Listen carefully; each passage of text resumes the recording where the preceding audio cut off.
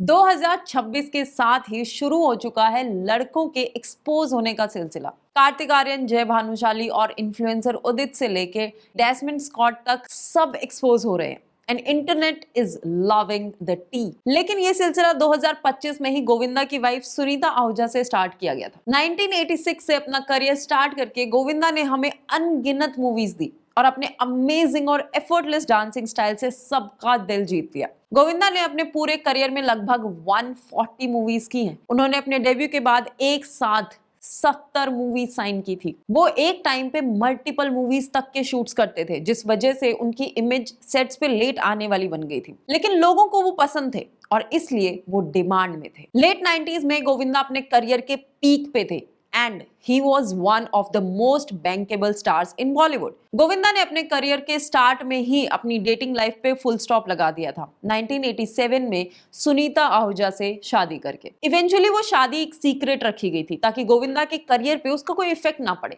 लेकिन उनकी बेटी पैदा होने के बाद उन्हें अपनी शादी पब्लिक करनी पड़ी।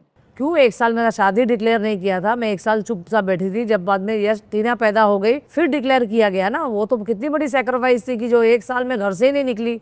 जहां गोविंदा की प्रोफेशनल लाइफ काफी एडमिरेबल थी, he was one of the most bankable stars, लेकिन उस वजह से उनकी पर्सनल लाइफ में काफी अप्स एंड डाउन्स आने लगे। आज भी लोग गोविंदा को ये कह के क्रिटिसाइज करते हैं कि उनके अंदर सुपीरियोरिटी कॉम्प्लेक्स है, जिस वजह से उन्हें लीड रोल्स चाहिए थे। जब वो नहीं मिले तो उन्होंने अपना करियर ही खत्म कर दिया। उनका यही सुपीरियोरिटी कॉम्प्लेक्स उनकी वाइफ सुनीता ने अभी रिसेंटली हाईलाइट किया, जब गोविंदा ने टू मच शो पे कहा कि मैंने भी तो सुनीता को कितनी बारी कितनी चीजों के लिए माफ किया है। जिसपे सुनीता ने इंटरव्यू में बताया कि गोविंदा ने जितनी जवानी में गलतियां की हैं उसके लिए माफ तो मैंने उसे किया है। जवानी में सब करते, मैंने भी की होगी, गोविंदा ने तो की है। जिसके साथ उन्होंने ये भी बताया कि गोविंदा का फिलहाल भी एक अफेयर चल रहा है। नमस्ते, मैं हूं चंचल गिल और आज हम बात करेंगे गोविंदा की उन्हीं पुरानी और नई गलतियों के बारे में।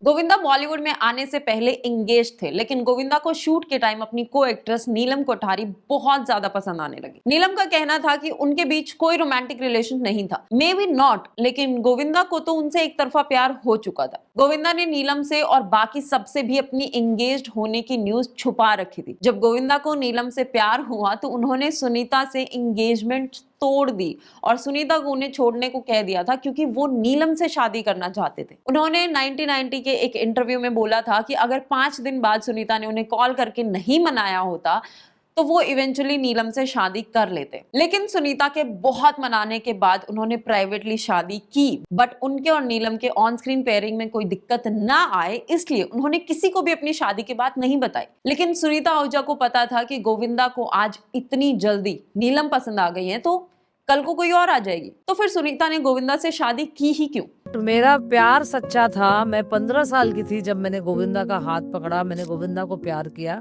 गोविंदा मुझे पागल जैसी थी एकदम, लाइक हम दोनों बहुत प्यार करते थे एक दूसरे। इवन ये सब होने के बाद भी गोविंदा और नीलम ने 14 मूवीज में साथ में काम किया है। सिर्फ नीलम ही नहीं, उनके एक तरफा प्यार में दूसरा नाम दिव्या भारती का भी था। दिव्या की तरफ उनकी लाइकिंग कोई रूमर या मीडिया फर्स्ट नहीं था, बल्कि गोविंदा ने खुद ये एडमिट किया था कि जूही तो उन्हें पसंद है ही, लेकिन उन्हें दिव्या भारती बहुत ज्यादा पसंद है, क्योंकि वो एक सेंशुअस लड़की हैं और किसी भी आदमी के लिए दिव्या भारती को रेजिस्ट करना बहुत मुश्किल है। Yes, he said that in an interview, वो भी शादी और बच्चा होने के बाद। But wait, there is more. उसी इंटरव्यू में गोविंदा ने कहा कि वो डेस्टिनी में बहुत मानते हैं और जो लिखा होगा होना होगा वो हो जाएगा। उन्हें पता था कि ये इंटरव्यू देख के उनकी वाइफ को हर्ट होगा, जिसके लिए उन्होंने बोला कि Sunita should know that I am still resisting Divya's charm. I have not given in to the temptation yet. I think actors के लिए प्लेटफॉर्म्स पे बैठ के वाइफ को जलील करने की रीत थोड़ी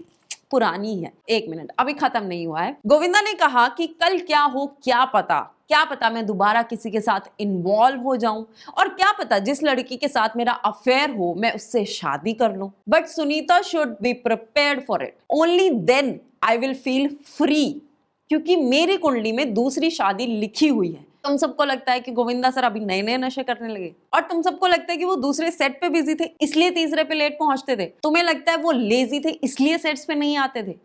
वो रिसर्च में बिजी होते थे, the creative ways to degrade your wife. Guys like him and Amitabh Bachchan turn their wives into misery.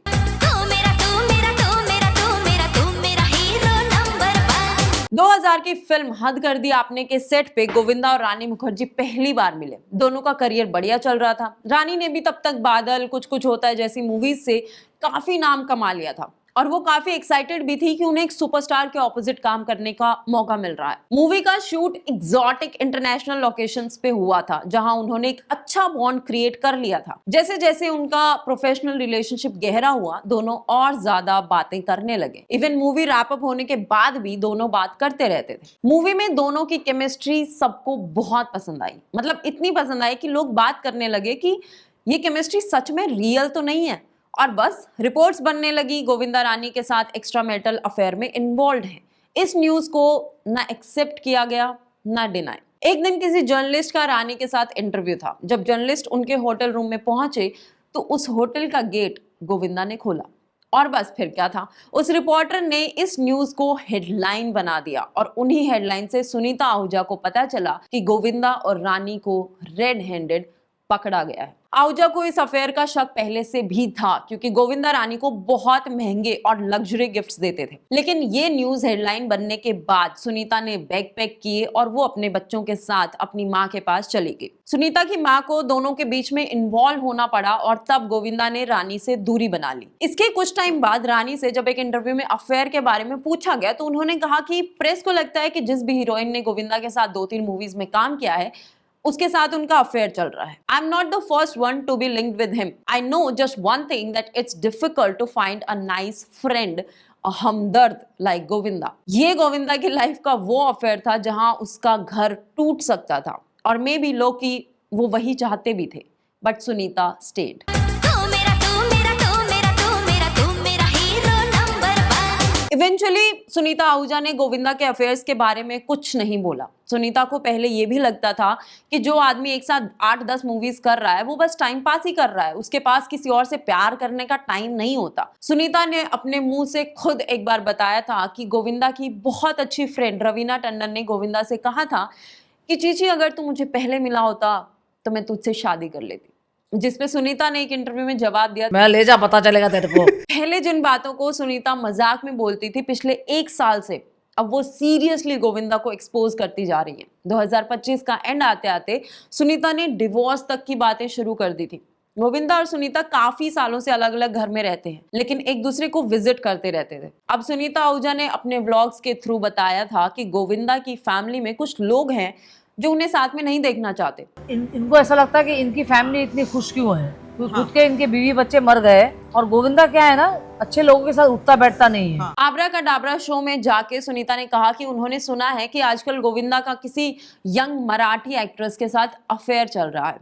Sunita के अकॉर्डिंग वो लड़की गोविंदा से प्यार नहीं करती, वो बस उसके पैसों के पीछे है। लड़कियां जो आती है ना स्ट्रगल करने के लिए, मैं सबको नहीं बोल रही हूँ, मेरा पर्टिकुलर जो लड़कियां जो आती है इनको ना सबको शुगर डैडी का आदत पड़ गया। इन हर लेटेस्ट इंटरव्यूज सुनीता सेड कि नाराजगी तो है लेकिन मैं चाहती हूँ कि गोविंदा इन सब कंट्रोवर्सीज पे एंड लगाए क्योंकि ये सब करने की उसकी कोई उम्र नहीं है। 2025 को उन्होंने अपने लिए बहुत बुरा बताते हुए कहा कि वो 2026 में एक हैप्पी और पीसफुल फैमिली चाहती हैं। गोविंदा ने डायरेक्टली किसी भी न्यूज पे कुछ नहीं कहा क्योंकि जब से सुनीता आहूजा ने बोलना शुरू किया है आई डोंट थिंक गोविंदा को कुछ समझ आ रहा है कि बोलना क्या है। सुनीता ने एक बार कहा था कि मैं बहुत पैसा कमा के कहां से कहां जाऊंगी गोविंदा को पता भी नहीं चलेगा। तो क्या ये उन्होंने इसलिए बोला कि गोविंदा ने उनके फाइनेंशियली स्टेबल ना होने का मजाक बनाया है या उनका फायदा उठाया है? And mind you she was not lying. उन्होंने गोविंदा को ही एक्सपोज करते हुए अपना बिजनेस मॉड्यूल काफी आगे बढ़ा लिया है।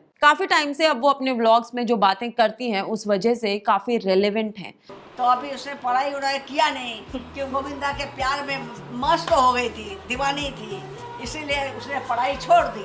उनकी पर्सनालिटी तो उभर के आ रही है लेकिन इस वजह से गोविंदा कहीं खो गए हैं। वो अलग बात है कि गोविंदा के इररिलेवेंट होने में बहुत बड़ा हाथ गोविंदा के प्रोजेक्ट चॉइसेस का भी रहा है। जिन बातों को शादी के 40 साल तक सुनीता ने दबा के रखा था उसकी उल्टी उन्होंने विद इन 8 to 9 मंथ्स में कर दी। उन्होंने कहा है अगले जन्म गोविंदा उन्हें एज सन बेशक मिल जाए क्योंकि वो बहुत अच्छा बेटा है लेकिन एज हस्बैंड कभी ना मिले।